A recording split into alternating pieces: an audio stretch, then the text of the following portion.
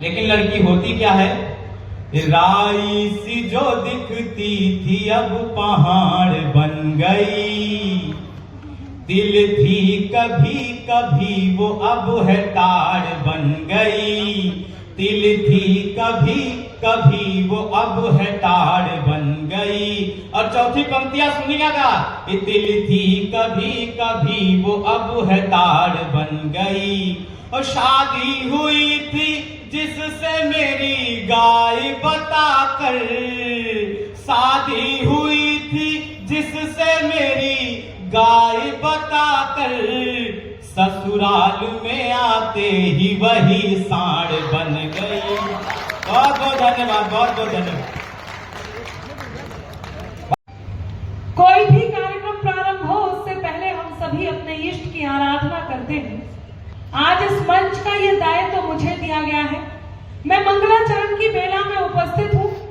कार्यक्रम प्रारंभ हो उससे पहले मां शारदे का आवाहन इस मंच पर हो, उनकी पूजा अर्चना वंदना हो और उनसे ये अनुमति ली जाए कि इस कार्यक्रम को हम प्रारंभ कर सके।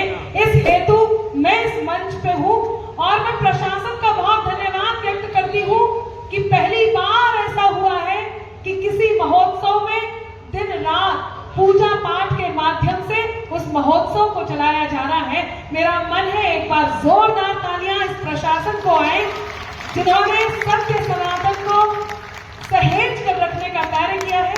तो मैं इस मंच की इस दायित्व को निभाती हूँ और आपके बीच वंदना, मां शारदे की वंदना, उनको 108 नामों से बुलाती हूँ। इसका थोड़ा सा इको बढ़ा दीजिए, माइक वालों, आवाज बढ़ा दीजिए थोड़ी सी, सुनेगा। मां शारदे को उनके 108 नामों से बुलाती हूँ और वंदना आपके बीच रखती हूँ। बस थोड़ी देर के लिए आप पूजा जैसा मन रखिए और ये मैं आश्वासन देती हूँ, जितनी देर कवि सम्मेलन चलेगा आप हास्य के साथ संवेदनाओं तक की यात्रा करेंगे, वही राष्ट्र भक्ति से ओतप्रोत होंगे। बस मेरे साथ इस पूजा में सम्मिलित हो। मैं मां शारदे का आवाहन करती हूँ। सरस्वती माँ को वक्त रहता है जिसकी आंख में मोती सदा बनकर, उसी मोती को मन से बांचने का नाम कविता है। जितने भी हाथ मेरे सामने हैं दोनों को उठा लें और जोरदार तालियों में तब्दील करके हमें अनुमति दें कि हम आरंभ कर सकें आज का ये समारोह, आज का ये कार्यक्रम। ये जो मेरे सामने भाई साहब खड़े हुए हैं, भाई साहब आप मफलर उतार दीजिए प्लीज। हाँ, जो आप आगे खड़े मफलर उतार दीजिए। नहीं उतारना, एक्चुअली हम लोग दिल्ली के नजदीक रहते हैं, किसी को मफलर में देखते हैं ऐसा लगता है धरने पर बैठा हुआ है।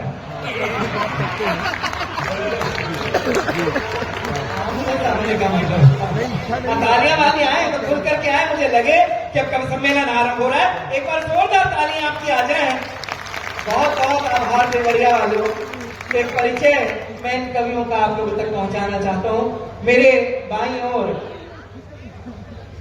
काग वस्त्र में जो बैठा हुआ है, हाँ देखने में भी कौवे जैसा ही है, एक ऐसा कवि जो अनवरत आप लोगों के दिलों पर हस्ताक्षर करता रहा है, एक ऐसा रचनाकार जिसको अनेक बार आपने टीवी चैनलों से देखा है, ऐसा दमदार बनारसी आपके बीच है। मैं चाहता हूं कि तालियों से इस्तकबाल करें, उसका अभिनंदन करें। उसके ठीक बराबर में डॉक्टर प्रशांत की उपस्थिति होती है। जब आप उनको सुनेंगे तो आप लोगों को लगेगा कि हाँ, उनको सुनना भी एक बहुत अच्छी अनुभूति है।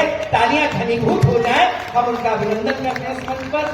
उनके ठीक बराबर में भाई हेमंत की उपस्थिति होती है। हेमंत पांडे, अगर आप ये बात मान लें कि हंसी का कोई पर्याय है तो वो आज इस मंच पर हेमंत पांडे के नाम से जाना जाता है। मैं चाहता हूं कि तालियां घनीभूत हो, उनका अभिनंदन करते हैं हम लोग। उनके ठीक बराबर में जो शख्सियत बैठी हुई है, बैठी कर रखी हुई है, ये हमारे मंच के घटोत्कच हैं। मैं चाहता हूं कि जिनको कई बार आपने चैनलों से देखा होगा, कई बार सुना होगा, ऐसे विनोद पाल का स्वागत आपकी तालियां करें, घनीभूत हो तालियां। उनका हम लोग अभिनंदन करते हैं, इस्तकबाल करते हैं। संदीप सुरीला गोंडा से हमारे बीच आते हैं, पहली बार देवरिया आए हैं। मैं चाहता हूं कि तालियों से आप उनका भी अभिनंदन करें। उनके बराबर में एक बहुत ही सुंदर सी कवित्री इस मंच पर बैठी हुई है और ये जैसा कि मैं जानता हूं कि वो भी पहली बार आप लोगों के इस सदन में आई हैं, आप लोगों के मंच में आई हैं। मुंह दिखाई कैसे देते हैं देवरिया वाले, मुझे ना बताना पड़े। तालियां जोरदार हैं।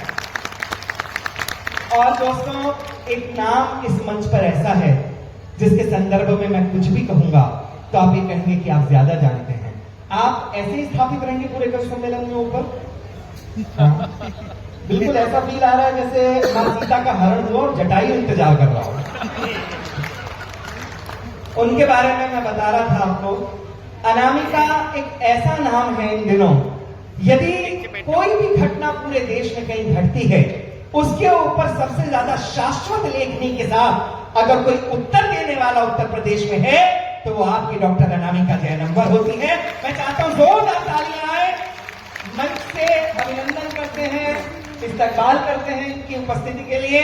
और अब कुछ तालियां और लज्जा शेष हो तो आप लोग मेरे लिए भी बजा सकते हैं। क्रांतिकारा मेरठ से आप लोगों की इस नगरिया में आए हैं और देवरिया में आए हैं। देव रहा बाबा कि जहां कर्मस्थली हो, उनकी छुअन जिस माटी को छूती हो, आप लोग गौरवान्वित होते हैं कि आप देवरिया के रहने वाले हैं। मैं चाहता हूं एक बार अपने लिए भी तालियां बजाएं। देवरिया में जब से हम लोगों को बुकिंग हुई, लगभग 1 महीना पहले हमारे पास फोन आया था कि आप लोगों को 7 तारीख को आना है, देवरिया आना है। पूरा शासन प्रशासन हमारे सामने है। जो इवेंट वाले थे उनका पहली बार फोन आया, उसके बाद एसडीएम साहब ने इस पूरी बागडोर को अपने हाथ में ले लिया। और आप विश्वास मानिए, उस दिन से आज तक इनमें से एक भी कभी अपने घर में ढंग से नहीं सोया। लगातार फोन आता रहा, भाई सब 7 तारीख को याद है, देवरिया तो याद है, 7 तारीख को याद है, देवरिया तो याद है। छप गया देवरिया यहाँ पर। ताली बजाने की बात नहीं, पीड़ा की बात है साहब। ये स्थिति हो गई कि उठो तो देवरिया, बैठो तो देवरिया। उनका कभी भी फोन आ जाओ, भाई साहब क्या कर रहे हो। रात में 12 बजे एक दिन फोन कर रहे हो और भाई साहब क्या कर रहे हो। अब रात में एक शरीफ आदमी अपने घर में क्या कर रहा होगा। कई बार सोते से उन्होंने उठाया। स्थिति हो गई कि बुरा हाल देवरिया देवरिया सुनकर हुआ। मैं 3 दिन पहले तिहाड़ जेल में था, मैं कवि सम्मेलन के लिए गया था वहां पर। बताना इसलिए जरूरी होता है, आदमी सोचे छोड़ के सीधा यहीं तो नहीं आ रहा। हाँ नहीं, आजकल कई लोग मसाज कराने जा रहे हैं हमारे यहाँ तिहाड़ जेल में। तो स्थिति ये हुई कि तिहाड़ जेल में कवि सम्मेलन का आयोजन किया गया। सामने बिल्कुल सामने बिठा दिया गया आतंकवादी टूंडा। अब वीर रस का कवि और सामने आतंकवादी ढूंढा, पढ़ क्या पढ़ेगा। मैं गया और मैंने डायरेक्ट उसी से संवाद शुरू किया। मैंने कहा, हे आतंकवादी शिरोमणि, आप जगह जगह जाकर के बमबारी करते हो। कभी आप अयोध्या जाते हो, कभी अक्षरधाम जाते हो, कभी मुंबई की चौपाटी पे जाते हो, कभी संसद भवन आते हो। एक बार देवरिया भी आ जाओ यार। जो जवाब उस आतंकवादी ने दिया, अगर आप लोगों को सही लगे तो आगे से पीछे तक जितने हाथ अभी तक मौन थे, हमें आदेशित करना कि हम कोई सम्मेलन आरंभ कर सके। उस आतंकवादी टूंडा ने कहा कि सौरभ, कहीं भी आतंकवादी हमला करने के लिए हमें एक प्रक्रिया से गुजरना पड़ता है, देयर इज अ प्रोसेस। मैंने कहा, वो क्या। बोले, हमारा पहला आतंकवादी जाता है और एक भीड़ भरे इलाके में साइकिल खड़ी करके आता है। उसके आधा घंटे बाद हमारा दूसरा आतंकवादी जाता है जो साइकिल में आरडीएक्स फिट करके आता है। और उसके आधा घंटे बाद हमारा तीसरा आतंकवादी जाता है जो उसमें ब्लास्ट करके आता है। बोले, देवरिया में हमने कई बार साइकिल खड़ी करी।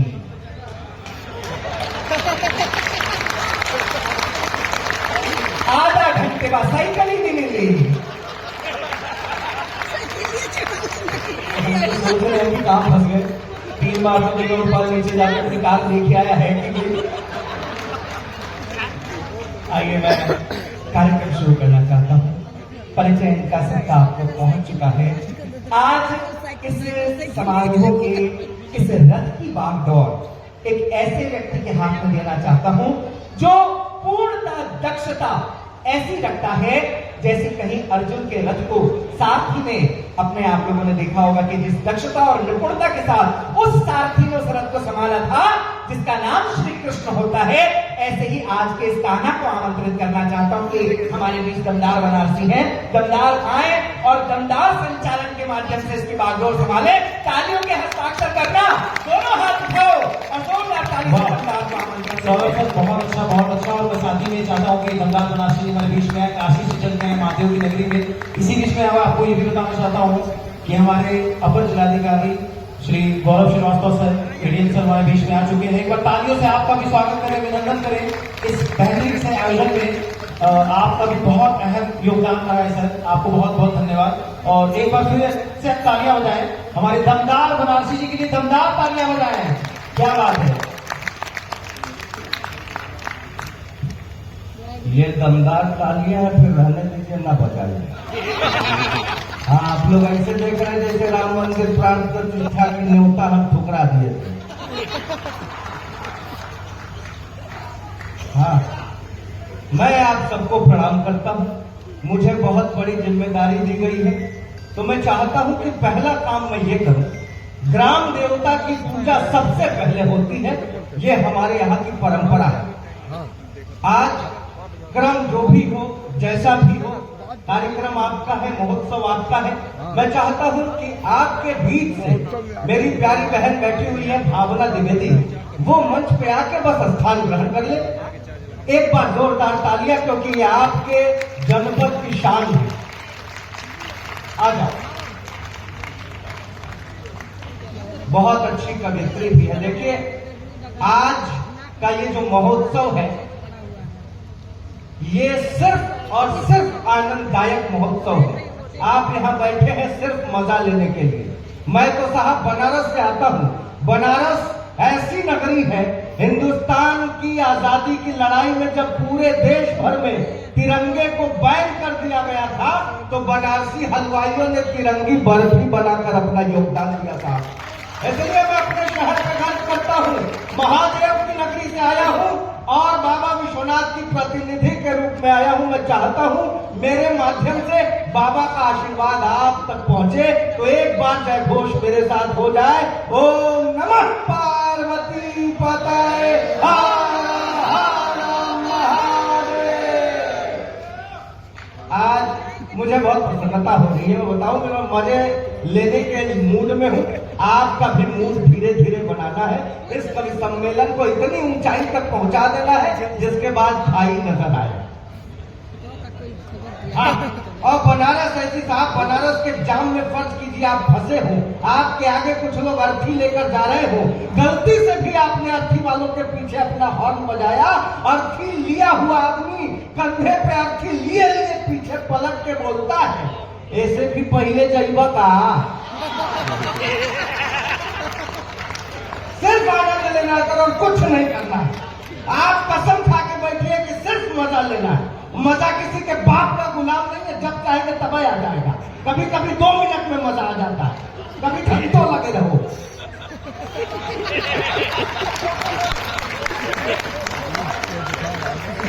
चल लेना है। ये हमें बुला रहे थे, कह रहे थे कि देश के कोने कोने से कभी बुलाए गए। मैं आपकी कसम खा के बता रहा हूं, मैं आज तक कभी कोने में नहीं गया। अलबत्ता मैं अभी दुबई से होके आ रहा हूं। और ये क्या मतलब शहर की बात कर रहे हैं भाई साहब, शहर की बात कर रहे हैं। आदरणीय सौरभ जैन सुमन जी हिंदुस्तान के बहुत बड़े संचालक हैं, फिर भी पता नहीं क्यों मुझे दे दिया मंच कि माइक पे बेटा तुम आज तुम्हारी परीक्षा हो जाए। ये जब पहली बार बनारस आए थे तो इनको कोई समझा के भेजा था, बेटा पहली बार बनारस जा रहे हो, वहां नागा बाबा बहुत होते हैं, बिना आशीर्वाद लिए मत लौटना। अब ये गंगा में डुबकी मार के जैसे सीढ़ी भाई साहब आप भी हाथ खोलेंगे तो मजा आएगा। हमें कवि सम्मेलन शुरू करना है। मैं कोई कवि मूवी के रूप में नहीं, संचालक की भूमिका में, इसलिए जितने लोग हैं हाथ खोलना चाहिए। हाँ, और कुछ खुले ना खुले हाथ जरूर खोले। हाँ नहीं, वो भी खुलेगा धीरे धीरे। हम ये जब गंगा में डुबकी मार करके सीढ़ी चढ़ रहे थे, साक्षात नागा बाबा के दर्शन हुए। ये लपक के नागा बाबा के पैरों में, नागा बाबा मुझे आशीर्वाद दो मेरा लिफाफा मोटा हो जाए, नागा बाबा मुझे आशीर्वाद दो मेरा घर परिवार सुखी रहे, नागा बाबा मुझे आशीर्वाद। नागा बाबा पैर झटक के मत छोड़ो यार, मैं कोई नागा बागा थोड़े न हूँ। वो तो गंगा जी में नहाने गया था, कौनो मिला कपड़ा छुड़ा के भाग गया। धीरे धीरे खोलेंगे तो मजा आए। आप देखिए, कविता लिखना इतना आसान नहीं है। एहसास के शोलों में पहरों कोई जलता है, तब जहन के पर्दे पर एक शेर उभरता है। इतना आसान नहीं सर, कई रातें खराब करनी पड़ती हैं, कई रातें खराब करनी पड़ती हैं, तब जाकर के हम कुछ लिख पाते हैं। ये ऐसे लोग हैं सर, जहां पेड़ पर 4 दाने लगे हैं, हजारों तरफ से निशाने लगे। वहां से ऊपर 4 दाने लगे, धीरे धीरे खोलिए और जैसे मुझे लगेगा आप कविता सुनने के मूड में आ गए हैं, मजा लेने के मूड में आ गए हैं, मैं तुरंत ही कवि सम्मेलन का पहला कवि बुला दूंगा। लेकिन मुझे लगना चाहिए कि आप मजा लेने के मूड में हैं। वैसे उम्र आपकी मजा लेने की बिल्कुल हो गई है। मजा लेने की उम्र डिसाइडेड नहीं है भाई साहब। जो मजा शशि थरूर ले सकते हैं, राहुल गांधी आज तक नहीं ले पाए।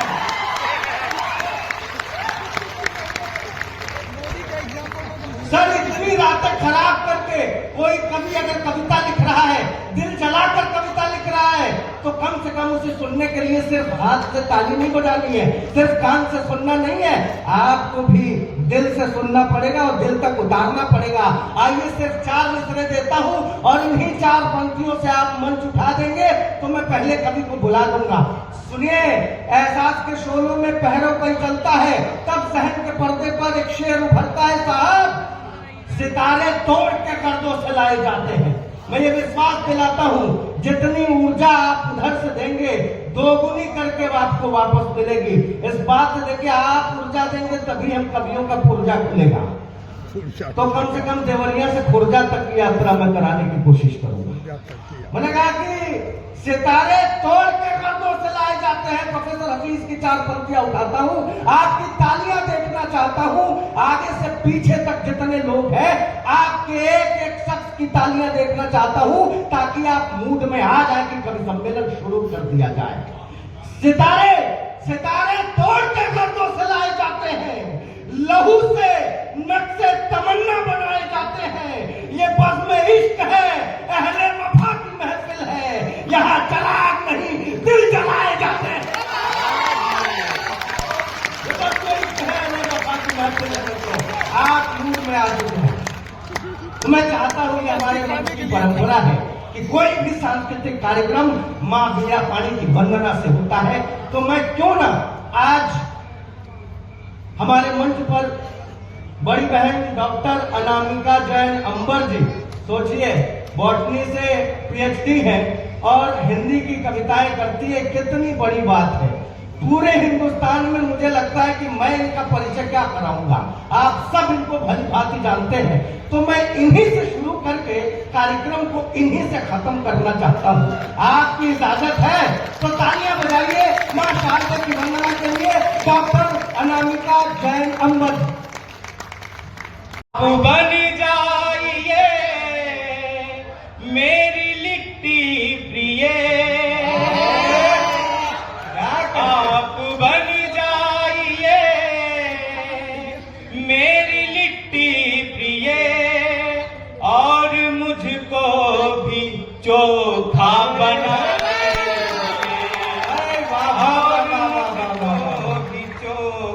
बना लीजिए। और 4 पंक्तियां सुनिएगा। बहुत बहुत धन्यवाद। 4 पंक्तियां और सुनिएगा। बहुत अच्छे। आज गुरु रोज डे है, लिट्टी चोखा के साथ निमकी, अचार, चटनी सब ले आओ। मोहब्बत करता हूँ, लेकिन मोहब्बत का परिणाम भी मिलता है, कुटाई भी बहुत होती है। 4 पंक्तियां सुनिएगा मेरी कुटाई पे।